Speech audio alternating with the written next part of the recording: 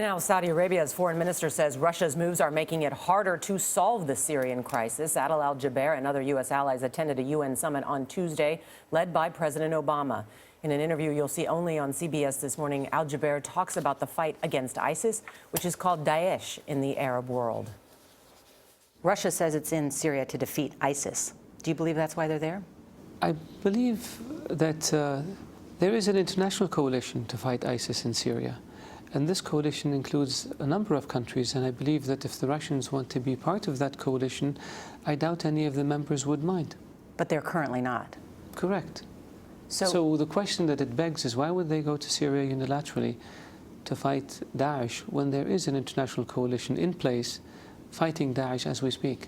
And what do you believe is the answer to that? What are their motives? I believe it's to support Bashar al-Assad. Russia says there can be a broad coalition in Syria with Assad in power.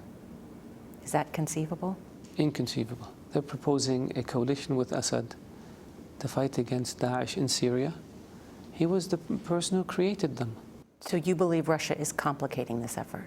I think that their assessment of the situation and their assessment of what's doable and not doable in Syria may not be correct. Would the Kingdom of Saudi Arabia consider putting their soldiers, their boots on the ground in Syria to defeat ISIS? We have our aircraft flying in Syria, over Syria, to combat ISIS. We continue to be part of this coalition. With regards to any other issues, I think we have to consider all the options and see and do a cost-benefit analysis. So what do you think should be done?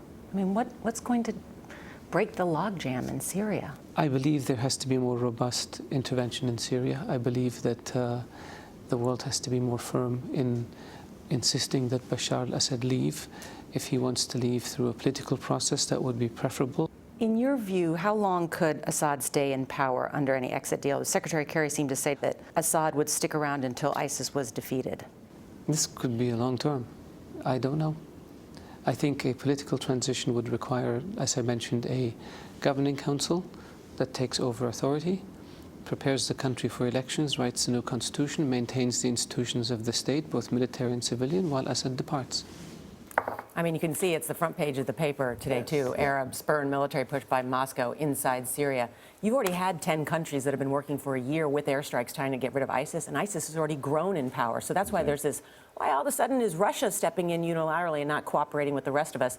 What else is Russia trying to do by putting its largest military presence in the Middle East in decades? Well, you have two things. They say they want to prop up Assad, and secondly, they want to play a role.